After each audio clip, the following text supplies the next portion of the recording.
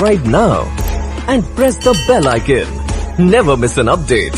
Hello students, I am going to the topic of lights. प्रकाश किसे कहते हैं, प्रकाश को समझेंगे इस टॉपिक में।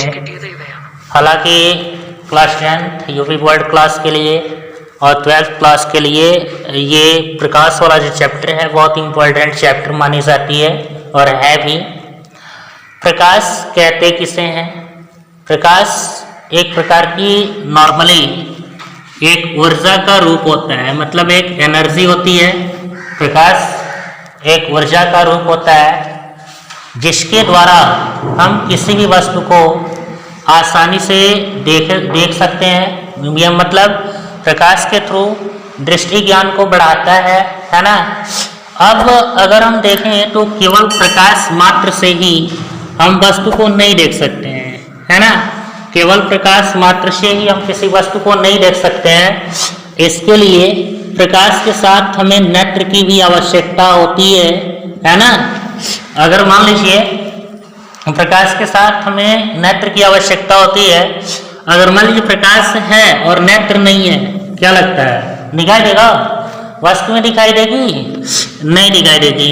अब इस कंडीशन में अगर प्रकाश है नेत्र भी है तो वस्तु दिखाई देगी। इसमें अगर प्रकाश नहीं है नेत्र है वस्तु नहीं दिखाई देगी।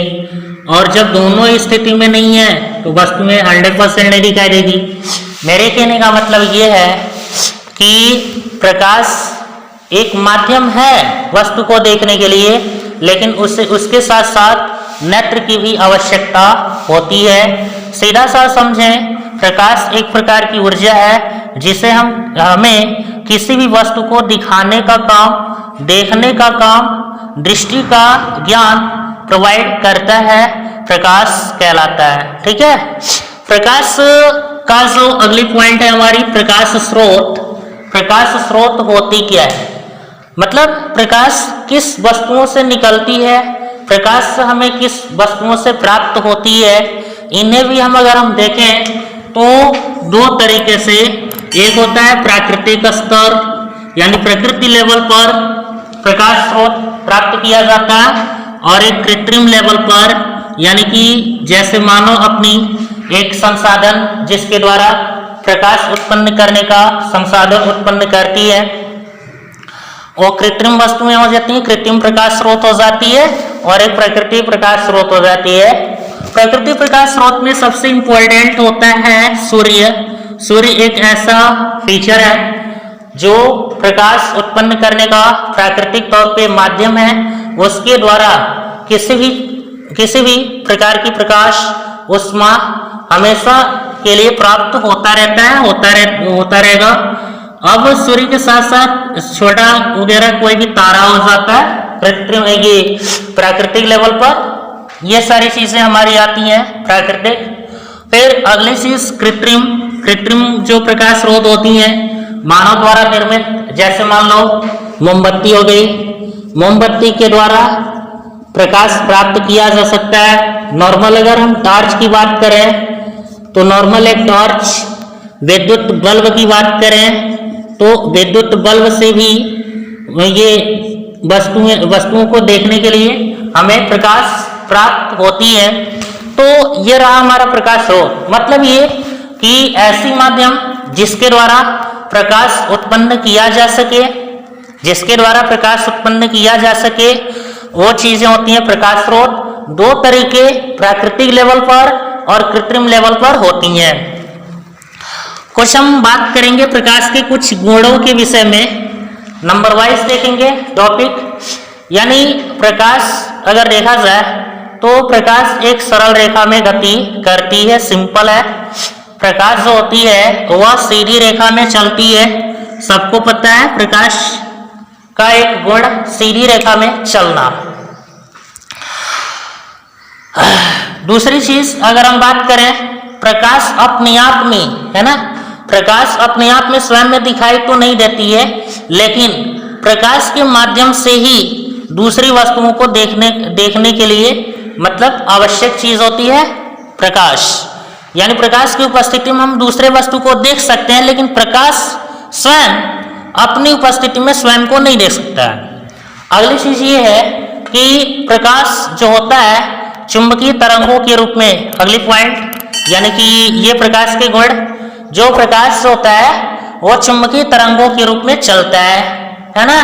प्रकाश की जो चलने का स्ट्रक्चर होती है वो चुंबकीय तरंगों के रूप में इलेक्ट्रोवेव्स के माध्यम से भी प्रकाश चलती रहती हैं। अच्छा, प्रकाश की अगर हम बात करें तो एक चीज होता है प्रकाश के चलने का, जैसे मान लीजिए पारदर्शी, ये पारदर्शी, ये और अपारदर्शी दो चीज, पारदर्शी और अपारदर्शी ये दोनों होते हैं माध्यम। पारदर्शी माध्यम में क्या होता है, प्रकाश सीधे तरीके से चल सकता है, पारदर्शी माध्यम में प्रकाश गमन कर सकता है, और अपारदर्शी माध्यम या अपारदर्शी जगहों पर प्रकाश नहीं चल पाता है। अब पारदर्शी माध्यम में क्या हो सकता है, नॉर्मल कांच, वायु, कांच हो सकता है, ग्लास से, मतलब कांच में क्या होगा, प्रकाश प्रवाहित होगा, चलेगी। या फिर वायु को ले लें तो वायु में भी प्रकाश चलेगी। लेकिन अपारदर्शी माध्यम की अगर हम बात करें तो जहां प्रकाश चल रही है, सिंपल एक पेपर लगा लीजिए, सामने अगर प्रकाश आ रहा हो और पेपर लगा लीजिए तो पेपर आपको प्रकाश पीछे की ओर जाने नहीं देगा, यानी आसानी से गमन नहीं कर सकता, वो चीजें अपारदर्शी वस्तुएं। कहने का मतलब ये है कि प्रकाश जो होता है पारदर्शी माध्यम में गमन करता है, गुजर सकता है, परंतु अपारदर्शी माध्यमों में गमन गुजर नहीं सकता है, प्रकाश गुजर नहीं सकता है। यह भी इसकी एक क्वालिटी होती है। एक चीज और, जैसे प्रकाश की चलने की जो चाल होती है ना, वो जगह के हिसाब से या जगह के माध्यम के हिसाब से चेंजेबल होती रहती है, यानी बदलती रहती है। जैसे प्रकाश हवा में चलेगा तो उसकी प्रकाश चलने की जो चाल होगी वो कुछ अलग होगी। कांच में चलेगा उसकी प्रकाश चलने का जो चाल होगा वह अलग होगा। निर्वात में प्रकाश की जो चाल होगी वो भी उसमें भी चलने के लिए अलग होगा। हालांकि प्रकाश जहां भी जिस माध्यम में गुजरता है उसके अनुसार चाल उसकी परिवर्तित हो जाती है, और कहा जाए तो विभिन्न माध्यमों में प्रकाश की चाल भिन्न भिन्न होती है ना। विभिन्न माध्यमों में प्रकाश की जो चाल होती है वो भिन्न भिन्न होती है। अगर हम बात करें प्रकाश की जो अधिकतम मैक्सिमम जो वेग होता है, चाल होता है, वह होता है निर्वात में, जहां पर हवा न हो। ठीक है, जहां पे हवा न हो वहां पर प्रकाश का वेग, प्रकाश का चाल बहुत ही मतलब तीव्र होता है, और वो मैक्सिमम जो होता है उसका मान भी होता है। निर्वात में प्रकाश की चाल 3 लाख किलोमीटर कह लें, या 3 गुणे 10 के पावर 8 मीटर प्रति सेकेंड कह लें, है ना। 3 गुणे 10 के पावर 8 मीटर प्रति सेकेंड ये स्पीड होती है निर्वात में, मैक्सिमम स्पीड, मैक्सिमम चाल होती है प्रकाश की चलने की। एक चीज और, अगर हम देखें प्रकाश जो होता है, अगर मान लीजिए ये लेयर है, मान लीजिए एक शीशा है, चमकदार शीशा है, ग्लास कांच, और M1 M2 ये कांच है, और चिकने जगहों पर, पॉलिशदार जगहों पर, है ना, प्रकाश चमकता है या परावर्तित होता है। चमकदार या चिकनापन वाली जगहों पर, पॉलिशदार जगहों पर प्रकाश क्या होती है, परावर्तित होती है, अर्थात प्रकाश का परावर्तन भी होता है। प्रकाश ट्रांसफर भी एक तरफ से आएगी और दूसरे तरफ परावर्तित हो जाएगी, यह भी होता है इसके अंदर। एक चीज और, प्रकाश में अपवर्तन भी होता है, प्रकाश में अपवर्तन भी होता है, प्रकाश में परावर्तन भी होता है, प्रकाश में ध्रुवण भी होता है, पोलराइजेशन भी होती है, प्रकाश में व्यतिकरण भी होता है, प्रकाश में विवर्तन भी होता है। ये सब प्रॉपर्टीज ऑफ लाइट, यानी कि ये लाइट के प्रॉपर्टीज हैं।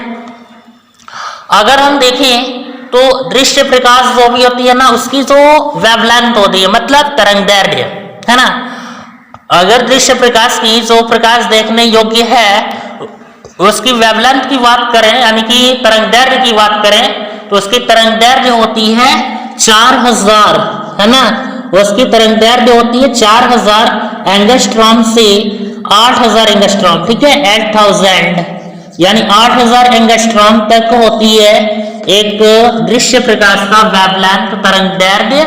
4000 एंगस्ट्रॉम से लेकर के 8000 एंगस्ट्रॉम तक होती है ये प्रकाश का कुछ गुण थे। प्रकाश की स्रोत, प्रकाश का तात्पर्य, प्रकाश है क्या, इसके विषय में, प्रकाश के गुणों के विषय में काफी पॉइंट टू पॉइंट को डिस्कस किया गया। अब हल्की सी मैं प्रकाश की परावर्तन को लेकर के डिस्कशन करेंगे हम लोग। प्रकाश का परावर्तन क्या होता है, प्रकाश की परावर्तन वाली घटना कैसे घटती है, इसको हम देखेंगे, है ना। प्रकाश की परावर्तन की मतलब क्या क्या सूत्र बनते हैं, कितने प्रकार के सूत्र बनती हैं, इनको भी हम देखेंगे, ठीक है। प्रकाश का परावर्तन को समझने के लिए ये मान लीजिए हमारा एक M1 और M2, ये कोई कांच है, दर्पण है ना, कोई कांच है या दर्पण है या ग्लास है, ठीक है, कुछ भी कह लीजिए।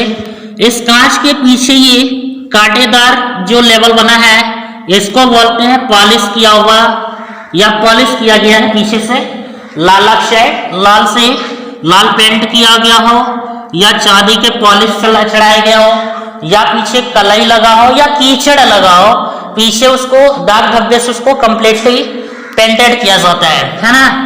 या पीछे पेपर रख दिया गया हो, पेपर कागज रख दिया गया हो, नॉर्मली पीछे प्लास्टिक भी रख सकते हैं। क्यों? क्योंकि कोई भी प्रकाश पीछे की ओर न जाए, हमें परावर्तन वाले सिस्टम को लेना है। अब देखिए इसको हम बोल सकते हैं एक शब्द में परावर्तक पृष्ठ। क्या बोलेंगे इसको? परावर्तक पृष्ठ। एक चीज और, जब कोई सूर्य का प्रकाश या किसी भी माध्यम से प्रकाश इस पर आता है तो इस वाले को, ये जो रेखा है आपतित किरण कहलाती है। ध्यान से समझते जाइए, जो स्टार्ट में जो रेखा आता है सूर्य की या फिर किसी भी, ये है सूर्य के प्रकाश का जो स्रोत है वो, या टार्च का स्रोत है वो, या ऐसी चीज जिस स्रोत से ये प्रकाश उत्पन्न कर रहा है वो चीज है। यहाँ से सूर्य का प्रकाश या किसी भी चीज का प्रकाश निकल रहा है और यहाँ पर जा करके ये जो रेखा बन रही है इसको आपतित किरण कहते हैं। और जो इस पॉइंट से होकर के, चूंकि पीछे की ओर कलई वगैरह लगा है, ऑक्साइड लगा है, लाल ऑक्साइड पेंट लगा है, पीछे की ओर सूर्य का प्रकाश नहीं जाएगा, यहाँ से पॉइंट मुड़ता है और यह जो बिंदु होती है यहीं से मुड़ करके और फिर दूसरी साइड में चली जाती है। इसको बोलते हैं परावर्तित किरण, है ना। इसको बोलते हैं परावर्तित किरण। समझ में आ रहा है? इसको बोलते हैं परावर्तित किरण, ये बोलते हैं आपतित किरण, और ये जो बिंदु होता है इसको बोलते हैं परावर्तक बिंदु। परावर्तक बिंदु बोलते हैं। इसको हम O से इंडिकेट कर रहे हैं, यहाँ A से स्टार्ट हुआ, O तक गया, B तक गया, यानी कि ये जो घटना बना रहा हूं मैं, ये जो स्ट्रक्चर बना रहा हूं मैं, ये प्रकाश का परावर्तन की एक घटना है, एक स्ट्रक्चर है। इसी को परावर्तन का प्रारूप बोलते हैं। प्रकाश के परावर्तन का प्रारूप हमारा यही है ना। अब क्या होता है कि M1 और M2 के बीच में जो ये परावर्तक बिंदु है O, यहाँ से एक अविलंब, जैसे ये मान लीजिए एक अविलंब मैंने खींचा और इस अविलंब को, ये जो अविलंब होती है ये दोनों परावर्तित और आपतित दोनों के बीचों बीच से होकर के ये कंप्लीटली जाती है, जिसे ये M से इंडिकेट किया गया है। ये वाली रेखा अविलंब कहलाएगी।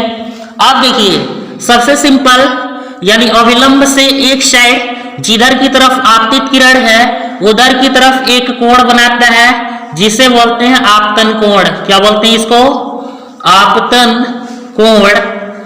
इसको सिंबल देते हैं I, आपतन कोण I। और यहाँ पर परावर्तित होने के बाद ये जो परावर्तित वाली रेखा है OB, ये वाली जो परावर्तित किरण है, इस परावर्तित किरण की साइड में यानी कि इस साइड की जो एंगल बना रही है यहाँ पे, ये वाली एंगल हमारा बनता है आर, ठीक है, ये वाली एंगल बनती है आर, और इसको बोलते हैं परावर्तन, परावर्तन कोण, है ना। अब इस पर ये हमारा स्ट्रक्चर रहा, है ना। आपको हमने बताया आपतित किरण, आपतन कोण, परावर्तित किरण, परावर्तन कोण, ठीक है।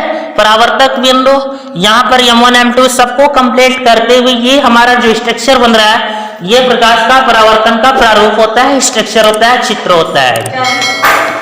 इसके बाद ये परावर्तक जो भी O है ना, ये बिंदु O है, A और O जो बिंदु बन रही है AOB, इस स्थिति में अगर हम बात करें, है ना, तो परावर्तन के दो नियम होते हैं, परावर्तन के दो नियम होते हैं, परावर्तन के दो नियम होते हैं। इसमें पहला जो नियम होता है, ध्यान से समझिए, परावर्तन के दो नियम होते हैं। इसमें पहला जो नियम होता है आपतित किरण और परावर्तित किरण, और ये अविलंब, देखिएगा इसका OA और ये ON और OB, ये तीनों रेखाएं एक ही तरफ होती हैं, एक ही और होती हैं, पहला नियम।